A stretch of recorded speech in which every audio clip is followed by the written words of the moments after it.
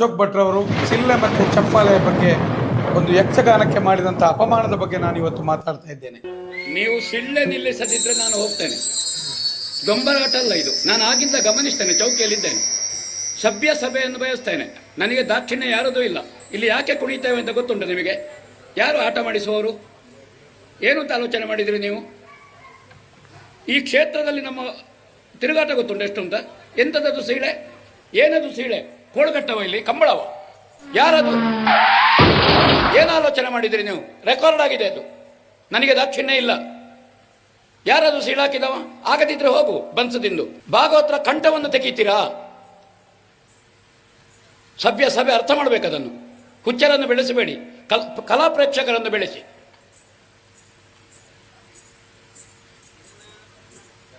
ಒಂದು ಕಲೆ ಸೇವೆ ನಡೀತಾ ಇರುವುದು ಇಲ್ಲಿ ಬಂದು.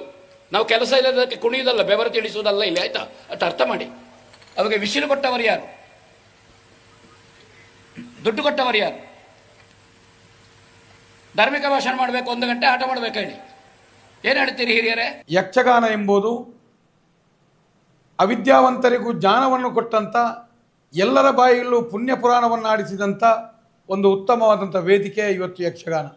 ಬಹುಶಃ ಇವತ್ತು ಯಕ್ಷಗಾನವನ್ನು ನಾವು ತುಳುನಾಡಿನ ಆರಾಧನಾ ನಿಯಮದ ಪ್ರಕಾರ ದೈವಾರಾಧನೆ, ದೇವತಾರಾಧನೆಯ ಪ್ರಕಾರ ಅದೇ ಭಾಗ ಎಂದು ತಿಳಿದವರು ನಮ್ಮ ದೈವಭಕ್ತರು. ಕಟೀಲು ದುರ್ಗಾ ಪರಮೇಶ್ವರಿ ಮೇಳ ಇರ್ಬೋದು, ಮಂದರ್ತಿ ಮೇಳಗಳಿರ್ಬೋದು, ಅನೇಕ ಪೆರಡೂರು ಸಾಲಿಗ್ರಾಮ ಮತ್ತು ಸುಬ್ರಹ್ಮಣ್ಯದ ಜ್ಞಾನಶಕ್ತಿ ಇಂಥ ಅನೇಕ ಮೇಳಗಳಲ್ಲೂ ಇವತ್ತು ಹರಿಕೆಯ ಯಕ್ಷಗಾನ ಎಂದಾಗ ವರ್ಷಾನುಗಟ್ಟಲೆಯಿಂದ ಭಕ್ತರು ಯಕ್ಷಗಾನವನ್ನು ಆಡಿಸಬೇಕು, ಹರಿಕೆ ತೀರಿಸಬೇಕು ಅಂತ ಕಾಯ್ತಾ ಇದ್ದಾರೆ.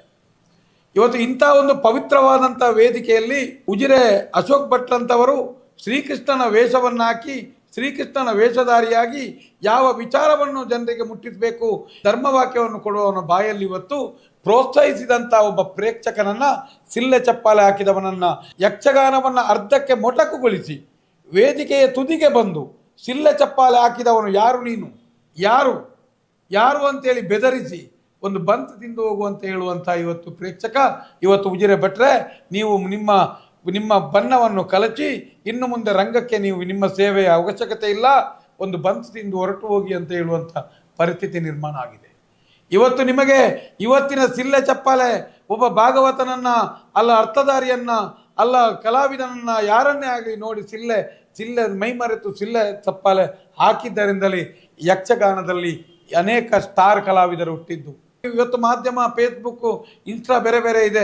ಆದರೆ ಒಂದು ಕಾಲದಲ್ಲಿ ಪುಲಿಂಚ ರಾಮಯ್ಯ ಶೆಟ್ಟರು ಅಲ್ಲ, ಚಿತ್ತಾನಿ ಅಲ್ಲ, ಬೇರೆಯವರು ಮಿಜಾರ್ ಅನ್ನಪ್ಪರೋ ಅಲ್ಲ, ಬೇರೆ ನಮ್ಮದೇ ಬಲ್ಕೂರು ಕೃಷ್ಣಯಾಜಿ, ಬೇರೆ ಅನೇಕ ತಕ್ಕಟ್ಟೆ ಬೇರೆ ನಮ್ಮದೇ ಕಲಾವಿದರು, ಅನೇಕ ಭಾಗವತರು ಇವತ್ತು ಜನಮನದಲ್ಲಿ ಉಳಿದಿದ್ದರೆ ಸಿಲ್ಲೆ ಚಪ್ಪಾಳೆಯಿಂದದು. ಅಶೋಕ್ ಭಟ್ರೆ, ನೀವು ನೆನಪಿಡಬೇಕು, ನಿಮಗೆ ಸಿಲ್ಲೆ ಚಪ್ಪಾಳೆ ವಿಷಾದದ್ದು.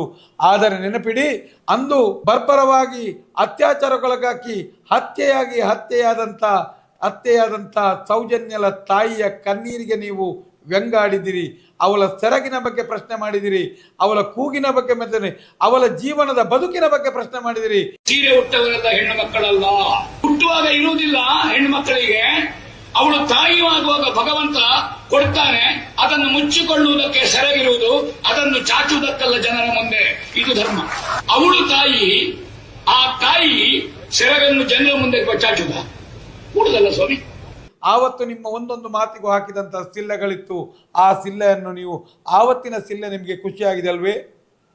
ಇವತ್ತಿನ ಸಿಲ್ಲೆ ನಿಮಗೆ ಪ್ರೋತ್ಸಾಹದ ಸಿಲ್ಲೆ ವಿಷವಾಯಿತು. ಇದು ಪ್ರಕೃತಿ ಕೊಟ್ಟದ್ದು. ನಮಗೆ ನಿಮ್ಮ ಮೇಲೆ ನೋವಿತ್ತು, ಆದರೆ ನಾವು ಏನೂ ಮಾಡಲಿಲ್ಲ. ನಾವು ದೇವರಿಗೆ ಮೊರೆ ಹೋಗಿದ್ದೇವೆ ಅಷ್ಟೇ. ಆದರೆ ಇಂದು ನೀವೇ ನಿಮ್ಮ ನಾಲಿಗೆಯೇ ನಿಮಗೆ ವಿಷವಾಗಿ, ನಿಮ್ಮ ವಿಚಾರವೇ, ನಿಮ್ಮ ಕೆಟ್ಟ ವಿಚಾರಗಳೇ ನಿಮಗೆ ಸುತ್ತಿ ಇವತ್ತು ಯಾರೂ ಬೇಡದಾಗೆ ಮುಂದೊಂದು ದಿನ ಯಕ್ಷಗಾನದಿಂದ ಹೊರಬಂದು ಎಲ್ಲಿಯಾದರೂ ಯಕ್ಷಗಾನ ನಡೆಯುವ ಜಾಗದಲ್ಲಿ ಬನ್ಸ್ ಮಾಡಿ ಆದರೂ ಹೋಟೆಲ್ ಹಾಕಿ ಬದುಕುವ ಸ್ಥಿತಿ ನಿರ್ಮಾಣ ಆದಿತು ನಿಮಗೆ ಅಂತ ನಾನು ಹೇಳುವಂಥ. ನೀವೊಬ್ಬ ಕಲಾವಿದನಾಗಿ ಯಕ್ಷಗಾನದ ವಿಚಾರಗಳು ಗೊತ್ತಿದ್ದು ನೀವು ತುಳುನಾಡಿನ ದೈವಾರಾಧನೆ, ನಮ್ಮ ತುಳುನಾಡಿನ ಅಸ್ಮಿತೆ, ದೈವಾರಾಧನೆ, ನಂಬಿಕೆಯ ವಿಚಾರವಾದಂಥ ಕೋಲಿ ಅಂಕ, ನಮ್ಮ ದೈವಾರಾಧನೆಯ ಭಾಗವಾಗಿರುವಂಥ ಕಂಬಲಗಳು, ಇದು ಎಲ್ಲವೂ ಮೋಜಿಗಾಗಿರುವಂಥದ್ದಲ್ಲ. ಇಂಥ ಒಂದು ಕಂಬಲ ಮತ್ತೆ ಕೋಲಿ ಅಂಕಕ್ಕೆ ಬಂದಿದ್ದೀರಾ ಅಂತ ಪ್ರಶ್ನೆ ಮಾಡಬೇಕಾದ್ರೆ ಏನದು ಸೀಳೆ? ಕೋಳ್ಗಟ್ಟವ ಇಲ್ಲಿ ಕಂಬಳವ? ನಿಮ್ಮ ಲೆಕ್ಕಾಚಾರದಲ್ಲಿ ಅದು ಆ ಕೋಲಿ ಅಂಕ ಮತ್ತು ಕಂಬಳ ಅಂತ ಹೇಳಿದರೆ ಏನು ಅದಕ್ಕೆ ಮೌಲ್ಯ ಏನಂತ ನಿಮಗೆ ಗೊತ್ತಿದೆಯಾ? ಇವತ್ತಿಗೂ ನಿಮಗೆ ಆಜಿದಂತ ಗೋರಿಗುಂಟ ಮೂಜಿದಂತ ಚೆಂಡ ಅಂತೇಳಿ ದೈವಾರಾಧನೆ ನಿಯಮದಲ್ಲಿ ಆ ರಕ್ತ ತರ್ಪಣವಲ್ಲ, ಕೋಲಿಗುಂಟ ಆಗಲೇಬೇಕು ಎಂಬುದು ನಿಯಮ ಇದೆ. ಸೂರ್ಯಚಂದ್ರ ಕಾಲದವರೆಗೂ ಇನ್ನು ಕೋಲಿ ಅಂಕ ಎಂಬುದನ್ನು ಯಾರಿಂದಲೂ ತೆಗಿಲಿಕ್ಕೆ ಸಾಧ್ಯ ಇಲ್ಲ. ಎಲ್ಲಿಯವರೆಗೆ ಕೋಲಿ ಮುಟ್ತದ, ಕೋಲಿ ಹೋರಾಡ್ತದ, ಅಲ್ಲಿಯವರೆಗೆ ಕೋಲಿ ಅಂಕ ಇದ್ದೇ ಇದೆ. ಎಲ್ಲಿಯ ತನಕ ಕೋಣಗಳು ಓಡ್ತವೆ ಅಲ್ಲಿಯವರೆಗೆ ಕಂಬಳಗಳು ಬಂದೇ ಬರ್ತದೆ. ಇವತ್ತಿಗೂ ಕಂಬಳದ ದಿನವೇ ದೈವಾರಾಧನೆಗೆ ಧರ್ಮ ನಡಬೇಕು, ಊಟ ಮಾಡಬೇಕು, ಬಾರೆ ಪೂಕರೆ ಹಾಕಬೇಕು, ಕಂಬಳ ಗದ್ದೆಗಳನ್ನು ಶೃಂಗಾರ ಮಾಡಬೇಕು, ಇದೆಲ್ಲವೂ ನಿಯಮಗಳಿದೆ. ಇಂಥ ನಿಯಮಗಳಿರುವಾಗ ನೀವು ಬಂದು ಆ ಪ್ರೇಕ್ಷಕರಿಗೆ ಹೇಳಿದ ಮಾತೇನು? ಕಂಬಳವ ಇದು ಕೋಲಿ ಅಂಕಕ್ಕೆ ಬಂದಿದ್ದೀರಾ ಅಂತ ಕೇಳಿದ್ದು. ನಿಮಗೆ ಎಲ್ಲಿಯವರೆಗೆ ಜ್ಞಾನ ಇರಬಹುದು ಅಂತ ಕೇಳುವಂಥದ್ದು. ಅದು ಸಹ ನೀವು ಹೇಳುವಂಥದ್ದು ನೆನಪಿಡಿ. ಒಬ್ಬ ಯಕ್ಷಗಾನಕ್ಕೆ ಅದರದೇ ಅಂತ ಆ ರಂಗಕ್ಕೆ ನಮಗೆ ದೈವದ ಚೌಕಿ ಪೂಜೆಯಾಗಿ ಬಂದು ಅದಕ್ಕೆ ಪ್ರಾರ್ಥಿಸಿ ಅದರಲ್ಲಿ ಬರುವಂಥ ಒಂದೊಂದು ಪಾತ್ರದಲ್ಲೂ ನಾವು ದೈವತ್ವವನ್ನು ನೋಡ್ತೇವೆ, ಒಂದೊಂದು ಪಾತ್ರದಲ್ಲೂ ನಾವು ದೈವತ್ವವನ್ನು ನೋಡ್ತೇವೆ. ಆಗಿರುವಾಗ ಶ್ರೀಕೃಷ್ಣನ ವೇಷಧಾರಿಯಾಗಿ ಶ್ರೀಕೃಷ್ಣ ಪಾತ್ರಧಾರಿಯಾಗಿ ಬಂದು ಆ ರೀತಿ ಎಲ್ಲಿದೆ ರೆಕಾರ್ಡ್ ಆಗ್ತಾ ಇದೆ, ಇಂಗ್ಲಿಷ್ ಶಬ್ದವನ್ನು ಆಡುವ ಮುಖಾಂತರ ದೈವ ಅದಕ್ಕೊಂದು ಆ ಮೌಲ್ಯಕ್ಕೆ ನೀವು ಅಪಚಾರ ಮಾಡಿದಿರಿ. ದಾಸ ಸಾಹಿತ್ಯದ ಭಜನೆಗೂ ಯಾವಾಗ ಆರಂಭ ಮಾಡಬೇಕು, ಯಾವಾಗ ಮಂಗಲ ಆಡಬೇಕು, ಹೇಗೆ ಮಾಡಬೇಕು ಎಂಬುದು ನಿಯಮಗಳಿದೆ. ಅಂಥ ವಿಚಾರಗಳಿರುವಾಗ ನೀವು ನೇರ ಬಂದು ಇಲ್ಲಿ ಯಕ್ಷಗಾನದಲ್ಲಿ ನಿಲ್ಲಿಸಿ ನೀವು ಭಾಗವತರಿಗೆ ಹುಚ್ಚರು ಎಂಬ ರೀತಿಯಲ್ಲಿ ನೀವು ಮಾತನಾಡಿದಿರಿ. ಕಂಬಳವನ್ನು ನೀವು ಆರೈತಿ ಹೀಯಾಳಿಸಿದಿರಿ, ಕೋಲಿ ಅಂಕವನ್ನು ನೀವು ಹೀಯಾಳಿಸಿದಿರಿ. ನಾನು ಹೇಳುವಂಥದ್ದು ನಿಮಗೆ ಇಷ್ಟು ಜನ ಸೇವೆ ಮಾಡಿದ್ದು, ಭಾಗವತಿಗೆಯನ್ನು ಮಾಡಿದ್ದು ಅವರೆಲ್ಲರೂ ಹುಚ್ಚರೇ? ನೀವು ಆಲೋಚನೆ ಮಾಡಬೇಕಿತ್ತು. ರಂಗಕ್ಕೆ ಮಾಡಿದ್ದು. ಒಂದು ವೇಳೆ ಮಹಾಭಾರತವನ್ನು ಬರೆದಂಥ ಆ ಮಹಾನ್ ವ್ಯಕ್ತಿಗೆ ಇಂಥ ಒಂದು ನಾನು ಸೃಷ್ಟಿಸಿದಂಥ ಇಂಥ ಒಂದು ಕೃಷ್ಣನನ್ನು ಈ ರೀತಿ ಅವಾಚ್ಯ ಶಬ್ದಗಳಿಂದ ಈ ರೀತಿಯಾಗಿ ನೋಡಿದಂಥ ಜನರು ಏನು ಅನ್ನಬಹುದು? ಎಲ್ಲಿ ನಮ್ಮ ಧಾರ್ಮಿಕತೆಯನ್ನು ಉಳಿಸಬಹುದು? ನಿಮ್ಮಂಥ ಅನುಷ್ಠಾನ ಇಲ್ಲದ, ಜ್ಞಾನ ಇಲ್ಲದ ಸ್ವಾರ್ಥಿಗಳಾಗಿ ಬದುಕುವಂಥ ನಿಮ್ಮಿಂದ ಅಶೋಕ್ ಭಟ್ರೆ ನೋಡಿ. ಅನೇಕ ಜನ ನಾವು ಕೇಳಿದ್ದೇವೆ, ರಂಗದಲ್ಲಿ ವೇಷವನ್ನು ಹಾಕುತ್ತಾ ಅರ್ಥಧಾರಿಯಾಗಿ ಕುಣಿಯುತ್ತಾ ಯಕ್ಷಗಾನದ ಸೇವೆಯನ್ನು ಹಾಡುತ್ತಾ ಇವತ್ತು ಹೃದಯಘಾತದಲ್ಲಿ ಪ್ರಾಣತ್ಯಾಗ ಮಾಡಿ ಸ್ವರ್ಗ ಸೇರಿದವರ ಕಥೆಯನ್ನು ನಾವು ಕೇಳಿದ್ದೇವೆ. ಇವತ್ತಿಗೂ ಅವರೆಲ್ಲರೂ ಇತಿಹಾಸವನ್ನು ಪುಟ ಸೇರಿದ್ದಾರೆ. ಅನೇಕ ಕಲಾವಿದರು ರಂಗ ಪ್ರವೇಶ ಮಾಡಿದ ಮೊದಲ ದಿನವೇ ತನ್ನ ಪ್ರದರ್ಶನದ ಮುಖಾಂತರ ಪ್ರೇಕ್ಷಕನೋರ್ವನ ಮನಸ್ಸು ಗೆದ್ದು ಇವತ್ತು ಹೆಸರುವಾಸಿಯಾದಂಥ ಹೆಸರನ್ನು ನಾವು ಕೇಳಿದ್ದಕ್ಕೆ ಇದಕ್ಕೆಲ್ಲದಕ್ಕೂ ಕಾರಣವೂ ಚಿಲ್ಲೆ ಮತ್ತು ಚಪ್ಪಾಲೆಗಳೇ. ಆದರೆ ಒಬ್ಬ ಯಕ್ಷಗಾನ ಸೇವೆ ಮಾಡುತ್ತಾ ಸ್ವರ್ಗೋರ ಮಾಡಿದ ಕಥೆಯನ್ನು ಕೇಳಿದ್ದೇವೆ. ಯಕ್ಷಗಾನದ ಮೊದಲ ರಂಗದಲ್ಲಿ ಉನ್ನತ ಸ್ಥಾನಕ್ಕೇರಿದ್ದನ್ನು ಕೇಳಿದ್ದೇವೆ. ಆದರೆ ಒಬ್ಬ ಕೃಷ್ಣದ ವೇಷಧಾರಿಯಾಗಿ ನಾಚಿಕೆಟ್ಟಿದ್ದನ್ನು ನೋಡಿದ್ದು ನಿಮ್ಮಲ್ಲಿ ಮಾತ್ರ. ಇದು ಎಂದಿಗೂ ಇತಿಹಾಸ ಮರೆಯದ ವಿಷಯ. ಇತಿಹಾಸದ ಪುಟದಲ್ಲೇ ಇಂಥ ಒಂದು ಘಟನೆ ಸಂಭವಿಸಲಿಕ್ಕೆ ಸಾಧ್ಯವೇ ಇಲ್ಲ. ಎಲ್ಲಿಯಾದರೂ ಕಲಾವಿದರೊಳಗೆ ಅಲ್ಲಲ್ಲಿ ಇರುವಂಥ ಘರ್ಷಣೆಗಳು ನಡಬಹುದು, ಚೌಕಿಯ ಒಳಗಡೆ, ಟೆಂಟಿನೊಳಗಡೆ, ವಾಹನದೊಳಗಡೆ ನಡಿಬೋದು. ಆದರೆ ರಂಗದಲ್ಲಿ ಬಂದಾಗ ಪರಾಕಾಯ ಪ್ರವೇಶವನ್ನು ಮಾಡಿ ತಾನು ಕೃಷ್ಣನಾಗಿಯೇ ಇರಬೇಕೇ ವಿನ ಇದು ಎಂದಿಗೂ ಇದು ಉಜಿರೆ ಅಶೋಕ್ ಭಟ್ರಾಗಿ ಇದು ಇರುವಂಥ ಈ ಕಪಟ ಕೃಷ್ಣನನ್ನು ನೋಡುವ ಸ್ಥಿತಿ ನಮಗೆ ಒದಗಿತೆ. ಕಾರಣ ಬಹುಶಃ ಇನ್ನು ಅನೇಕ ಕಲಾವಿದರು ಇವತ್ತು ಸೆರಗಿಗೂ ಕೈಯೊಡ್ತಾರೆ, ದ್ರೌಪದಿಯ ವಸ್ತ್ರಾಪರಣ ಮಾಡ್ತಾರೆ, ದ್ರೌಪದಿಯ ಸೀರೆಯನ್ನು ಇಳಿತಾರೆ, ಅನೇಕ ಕಡೆಗಳಲ್ಲಿ ಬರ್ಬರತೆಯನ್ನು ಪಾತ್ರಕ್ಕೆ ಸರಿಯಾಗಿ ಮಾಡಿಕೊಂಡು ಬರ್ತಾರೆ ರಂಗದಲ್ಲಿ. ಆದರೆ ನೀವು ಬಹುಶಃ ಇದು ನಿಜ ಜೀವನದಲ್ಲೂ ಸೆರಂಗಿಗೆ ಕೊಟ್ಟಿದ್ದು, ಸೆರಂಗಿನ ಸುದ್ದಿ ಮಾತಾಡಿದ್ದು, ಸೆರಂಗಿಗೆ ಕೈ ಹಾಕಿದ್ದು ಇವತ್ತು ವಿಷವಾಗಿ ಪರಿಣಮಿಸಿದೆ ರಂಗದ ಮೂಲಕ ನಿಮಗೆ ಇವತ್ತು. ಹಾಗಾದರೆ ಪ್ರಕೃತಿಯನ್ನು ಇದಕ್ಕೋಸ್ಕರವೇ ನಾವು ಪಂಚಭೂತಗಳನ್ನು, ತುಳುನಾಡಿನ ದೈವಗಳನ್ನು ಆರಾಧನೆ ಮಾಡಿಕೊಂಡು ಬಂದದ್ದು. ಯಾವ ಅವಾಚ್ಯ ಶಬ್ದಗಳಿಂದ ನಿಂದಿಸಿದಂಥ ಅಶೋಕ್ ಭಟ್ರು ಇವತ್ತು ಜನಸಾಮಾನ್ಯರು ಇವತ್ತು ರುಪ್ಪು ಕಲ್ಲಿನೊಳಗೆ ಹಾಕಿ ರುಪ್ಪುತ್ತಾ ಇದ್ದಾರೆ ಅಂತ ಹೇಳಿದರೆ ಇದರಲ್ಲಿ ನಿಮ್ಮ ತುಳುನಾಡ ಧರ್ಮದೈವಗಳು ಮತ್ತು ಸೌಜನ್ಯಲ ಆತ್ಮ ಕೆಲಸ ಮಾಡಿದೆ ಅಂತ ನಾನು ಈ ಸಮಯದಲ್ಲಿ ಹೇಳುವಂಥದ್ದು. ಯಾವುದೇ ಕಾರಣಕ್ಕೂ ಯಕ್ಷಗಾನದ ಮಹತ್ವವನ್ನು ತಿಳಿಯದೆ ನೀವೊಂದು ಕೃಷ್ಣ ವೇಷಧಾರಿಯಾಗಿ ಆ ರೀತಿಯಾಗಿ ಬಾರದಿತ್ತು. ಯಾಕಂತ ಹೇಳಿದರೆ ಅದು ಒಬ್ಬ ಪ್ರೇಕ್ಷಕನ ಮೈಮರೆವು. ಪ್ರೇಕ್ಷಕ ಒಬ್ಬ ಯಾವುದೇ ಒಂದು ಅವನಿಗೆ ಇಚ್ಛವಾದಂಥ ಕಲೆಗೆ ಅವನು ಮನಸೋತು ಆ ರೀತಿ ಸಿಲ್ಲ ಹಾಕುವಂಥದ್ದು ಸಿಲ್ಲ ಚಪ್ಪಾಲೆಯ ಮಹತ್ವ ನಿಮಗೆ ತಿಳಿಯದೇ ಹೋಯಿತು ಅಂತ ನಾನು ಹೇಳುವಂಥದ್ದು. ಇವತ್ತು ಯಕ್ಷಗಾನ ಅಂತ ಹೇಳಿದ್ರೆ ಜನರ ಭಾವನೆಗಳು, ಮನಸ್ಸಿನೊಳಗಡೆ ಎಲ್ಲವೂ ಇವತ್ತು ಅಷ್ಟು ಅಚ್ಚುಲಿಯದೆ ಉಳಿದಿದೆ. ಯಾಕಂದರೆ ಎಲ್ಲರಿಗೂ ಅದರ ಮೇಲೆ ಒಂದು ಅಭಿಮಾನ ಇದೆ, ಯಕ್ಷಗಾನದ ಮೇಲೆ ಅಭಿಮಾನ ಇದೆ. ಯಾರ ಕಾಲದಿಂದಲೋ ಯಾವ ಕಾಲದಿಂದಲೋ ಆರಂಭವಾದಂತು ನಮಗೆ ನೆನಪಿದೆ. ಅಲಕ್ಕೆ ರಾಮಯ್ಯ ಶೆಟ್ಟರು, ವಿಟ್ಲದ ಆಶಾ ಜೋಶಿಯವರು, ಮಿಜಾರ್ ತಿಮ್ಮಪ್ಪನವರು, ಮಿಜಾರ್ ಅನ್ನಪ್ಪನವರು, ಪುಲಿಂಜ ರಾಮಯ್ಯ ಶೆಟ್ಟರು, ಈಗ ಬೇರೆ ಬೇರೆ ಬೇರೆ ಬೇರೆ ಆ ಕಡೆ ಚಿಟ್ಟಾಣಿಯವರು, ಬಲ್ಕೂರವರು, ಕುಂಡದ ಕುಲಿಯವರು, ಹಾಗೆ ಬೇರೆ ಬೇರೆ ತಕ್ಕಟ್ಟೆಯವರು, ಬೇತೆ ಬೇರೆ ಈ ರೀತಿ ಕಲಾವಿದರನ್ನು ಸಮೇತ ಬೆಳೆಸಿದ್ದು ಇದೇ ಚಪ್ಪಾಲೆ, ಸಿಲ್ಲೆ ಚಪ್ಪಾಲೆ. ಇವರಿಗೆ ಸ್ಟಾರ್ ಪಟ್ಟವನ್ನು ಕೊಟ್ಟದ್ದು ಇದೇ ಸಿಲ್ಲೆ ಚಪ್ಪಾಲೆ. ಇನ್ನು ಅನೇಕ ನಮಗೆ ಗೊತ್ತಿರ್ಬೋದು, ಕಾಲಿಂಗನೌಡರು ಇರ್ಬೋದು, ಭಾಗವತರು, ಬಲಿಪರ್ ಇರ್ಬೋದು, ಅಲ್ಲ ಮಂಡೆಚ್ಚರ್ ಇರ್ಬೋದು, ನಮಗೆ ದಿನೇಶ್ ಅಮ್ಮನಾಯರ್ ಇರ್ಬೋದು, ಪೋಲ್ಯದ ಲಕ್ಷ್ಮೀನಾರಾಯಣ ಇರ್ಬೋದು, ಬೇರೆ ಬೇರೆ ಇಂಥ ಅನೇಕ ಕಡತೋಕರು, ಬೇರೆ ಬೇರೆ ಥರ ಭಾಗವತರೆಲ್ಲರನ್ನು, ಇವರೆಲ್ಲರೂ ಹುಚ್ಚರ ನಿಮ್ಮ ಲೆಕ್ಕದಲ್ಲಿ? ಅವರನ್ನೆಲ್ಲರೂ ಇವತ್ತು ಯಾರು ಅಂತ ಗುರುತಿಸುವಂತ ಮಾಡಿದ್ದು ಸಿಲ್ಲೆ ಚಪ್ಪಾಲೆ ಅಶೋಕ್ ಭಟ್ರೆ, ಸಿಲ್ಲೆ ಚಪ್ಪಾಲೆ. ಇಂದು ನೋಡಿ, ಅಂದಿನ ಅವರ ಪ್ರೇರಣೆಯಿಂದಾಗಿ ಇಂದು ಜನ್ಸಾಲೆ ಅವರು ನಮಗೆ ಭಾಗವತರು, ಇಂದು ಪಟ್ಲ ಸತೀಶ್ ಶೆಟ್ಟರು, ಇಂಥ ಬೇರೆ ಬೇರೆ ಇವತ್ತು ಭಾಗವತರು ಇವತ್ತು ಕೋಟ್ಯಾಂತರ ಲಕ್ಷಾಂತರ ಅಭಿಮಾನಿಗಳನ್ನ ಇಟ್ಕೊಂಡಿದ್ದಾರೆ ಇವತ್ತು. ಇದು ಎಲ್ಲವೂ ಸಿಲ್ಲೆ ಚಪ್ಪಾಲೆಯಿಂದ. ನಿಮಗೆ ಮಾತ್ರ ಸಿಲ್ಲೆ ಚಪ್ಪಾಲೆ ವಿಷಾದದ್ದು, ನಿಮಗೆ ಮಾತ್ರ. ವೃತ್ತಿ ವೈಷಮ್ಯದಿಂದ ಭಾಗವತರ ಇಂಪಾದ ಜನರ ಮನ ಮುಟ್ಟುವಂಥ ಹಾಡುಗಾರಿಕೆ ನಿಮ್ಮಡೆ ವೃತ್ತಿಯಲ್ಲಿ ಆ ರೀತಿಯಾದಂಥ ಅಸೂಯೆ ನಿಮ್ಮಲ್ಲಿ ತುಂಬಿದ್ದಾರೆ. ನಾನು ಹೇಳುವಂಥದ್ದು ನಿಮಗೆ, ಯಾಕೆ ಶ್ರೀಕೃಷ್ಣನ ಪಾತ್ರವನ್ನು ಕೊಟ್ಟರು? ನಿಮಗೆ ನಿಜವಾದ ಮಹಾಭಾರತ ಸಂಬಂಧಿತ ಕಥೆಯಾದರೆ ಅಲ್ಲಿ ಶಕುನಿಯ ಪಾತ್ರ ಇತ್ತು, ನೀನು ನಿರ್ವಹಿಸಲೇಬೇಕಿತ್ತು, ಅದನ್ನು ನಿರ್ವಹಿಸಬೇಕು. ಆದರೆ ಒಂದು ನೆನಪಿಡಿ, ರಂಗದಲ್ಲಿ ನಮಗೆ ಭೀಷ್ಮನೂ ಆಗ್ಬೋದು, ಕಂಸನೂ ಆಗ್ಬೋದು, ಶಕುನಿಯೂ ಆಗ್ಬೋದು, ಕೌರವನೂ ಆಗ್ಬೋದು, ಧರ್ಮರಾಯನೂ ಆಗ್ಬೋದು, ರಾಮನೂ ಆಗ್ಬೋದು, ಕೃಷ್ಣನೂ ಆಗ್ಬೋದು. ಆದರೆ ನಿಜ ಜೀವನಕ್ಕೆ ಬರುವಾಗ ಒಬ್ಬ ನಿಷ್ಠಾವಂತ ಅನುಷ್ಠಾನದಿಂದ ಕೂಡಿದಂಥ ಒಬ್ಬ ಕಲಾವಿದನಾಗಿ ಈಚೆ ಬರಬೇಕು, ಅಶೋಕ್ ಭಟ್ ಆಗಬೇಕು. ನೀವು ಎಲ್ಲವೂ ಕಲಾವಿದದಲ್ಲಿ ಬಟ್ಟೆಯಲ್ಲಿಯೋ ಬಣ್ಣದಲ್ಲಿಯೋ ಮಿಂಚಿ, ನಿಜವಾದಿ ಅಲ್ಲಿರುವಂಥ ಕೃಷ್ಣ ನಿಜ ಜೀವನಕ್ಕೆ ಬಂದಾಗ ನೀವು ಶಕುನಿಯಾದದ್ದೇ ಹೆಚ್ಚಿಗೆ. ಆದ್ದರಿಂದಲೇ ನಿಮ್ಮ ವಿಚಾರಧಾರೆ ನಿಮಗೆ ವಿಷಾಕ್ತ ಹೋದದ್ದು. ಇಲ್ಲದೆ ಒಂದು ಆ ರೀತಿಯಾದಂಥ ಒಂದು ಯಾರಿಗಾದರೂ ಆ ರೀತಿಯ ಒಂದು ರಂಗದಲ್ಲಿ ನಿಲ್ಲಿಸಿ, ಆ ಯಕ್ಷಗಾನಕ್ಕೆ ಮೌಲ್ಯ ಎಷ್ಟಿದೆ ಅಶೋಕ್ ಭಟ್ರೆ? ಅದು ಒಂದು ಕುಟುಂಬ ಯಾವುದಕ್ಕೋ ಹೇಳಿದಂಥ ಒಂದು ಹರಿಕೆ, ಯಾವುದಕ್ಕೋ ಒಂದು ಹೇಳಿದ ರೀತಿಯಲ್ಲಿ ಆ ದೇವರನ್ನು ತರಿಸಬೇಕು, ನಾವು ಒಂದು ದೇವರ ಒಂದು ಯಕ್ಷಗಾನವನ್ನು ಮಾಡಬೇಕು. ಈ ರೀತಿಯಾಗಿ ಬಂದಂಥ ಯಕ್ಷಗಾನದ ಒಂದು ವೇದಿಕೆಯನ್ನು ನಮ್ಮ ದೈವಾರಾಧನೆಯ ಕೊಡಿಯಡಿಯೋ ಉಜ್ಜಾಲಿನಡಿಯೋ ದೈವದ ಆರಾಧನಾ ಜಾಗದ ರೀತಿಯಲ್ಲಿ ನಾವು ನೋಡ್ಕೊಂಡು ಬಂದವರು. ಅದೇ ರೀತಿ ಯಕ್ಷಗಾನದ ಇದನ್ನು ನಾವು ಈ ರಂಗವನ್ನು ನೋಡಿದ್ದು.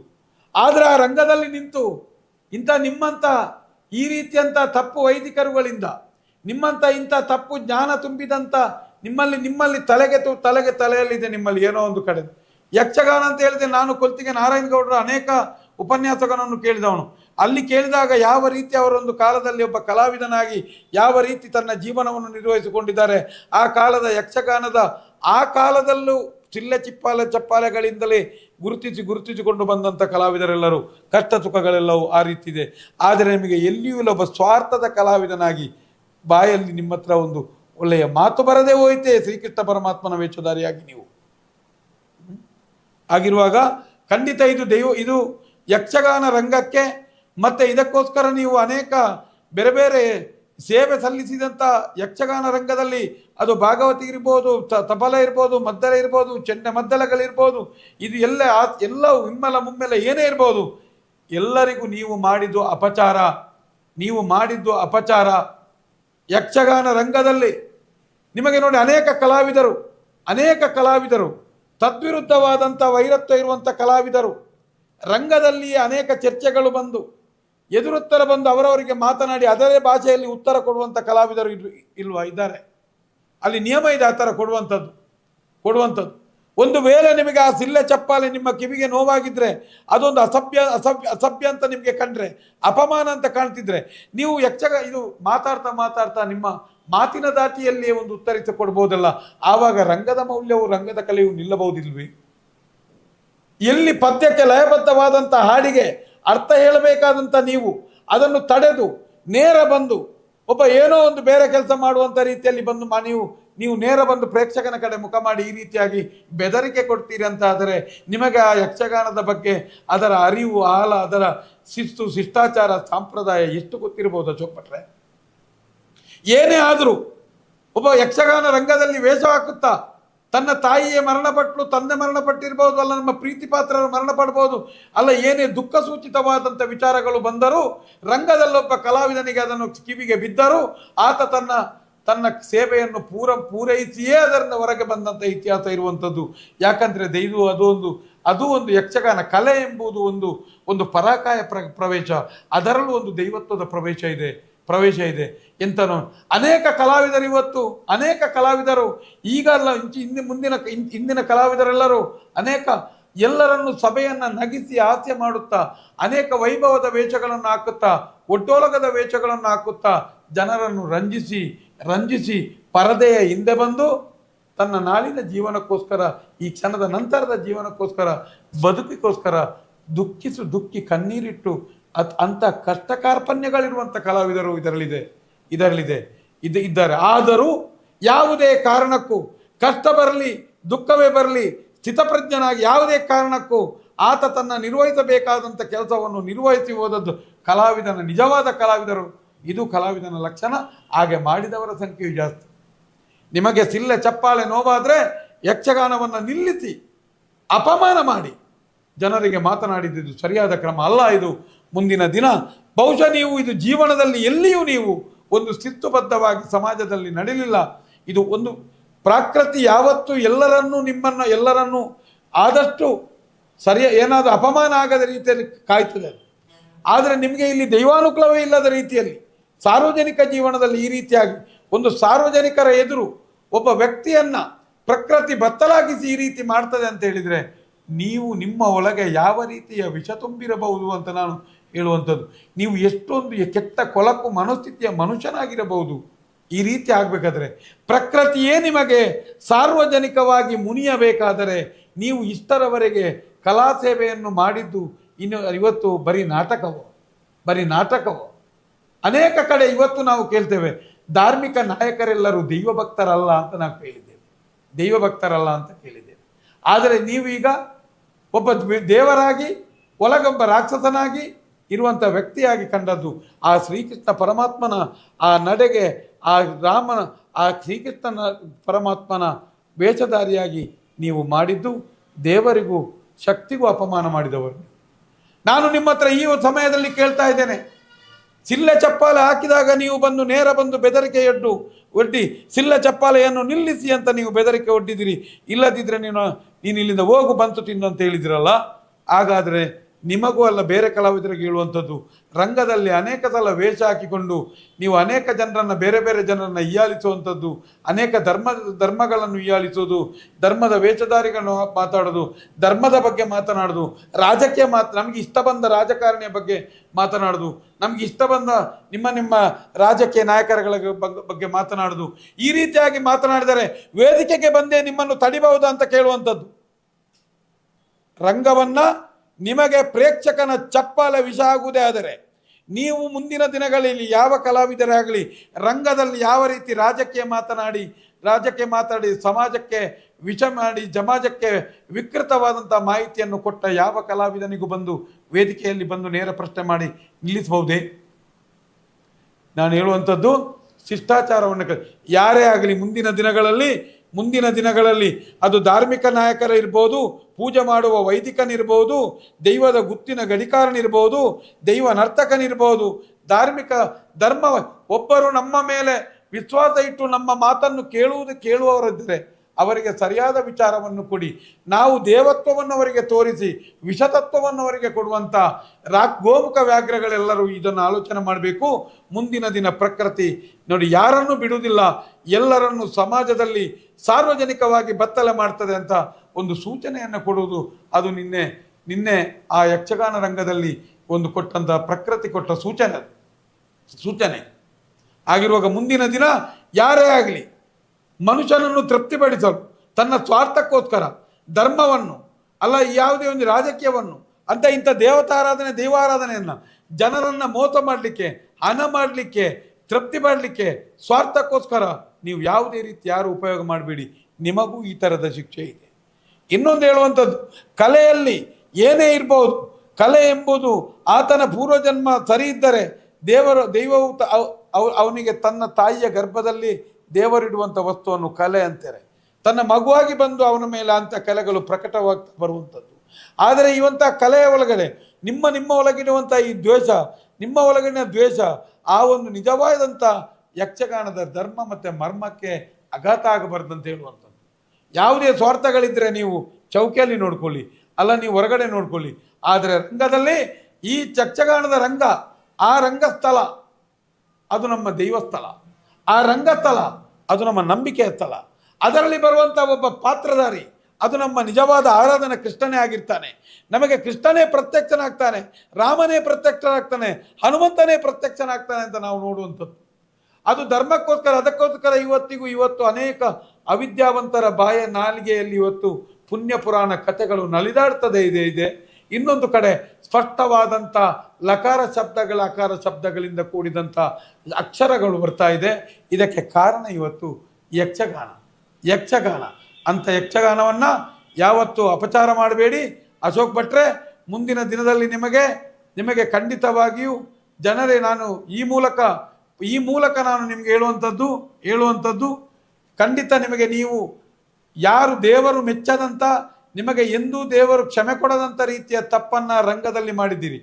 ಆದ್ದರಿಂದ ನೀವು ಮುಂದಿನ ದಿನ ಬಣ್ಣವನ್ನು ಕಲಚಿ ಯಕ್ಷಗಾನ ಕಲೆಯಿಂದ ಹೊರಗೆ ಬನ್ನಿ. ನಿಮಗೆ ನೀವು ವೇಷ ಹಾಕಿದ್ದು ಸಾಕು. ನಿಮಗೇನಾದರೂ 1-2 ಬನ್ಸನ್ನು ಸಮಾಜ ಕೊಡ್ತದೆ, ಅದನ್ನು ತಿಂದುಕೊಂಡು ಎಲ್ಲಿಯಾದರೂ ನಿಮ್ಮ ವೃತ್ತಿ ಮಾಡಿಕೊಳ್ಳಿ. ಆ ಬನ್ಸನ್ನು ತೆಗೊಂಡು ನೀವು ಕಲೆಗೆ ಬೆನ್ನು ಹಾಕಿ ನೀವು ಮುಂದುವರಿಯಿರಿ ಅಂತ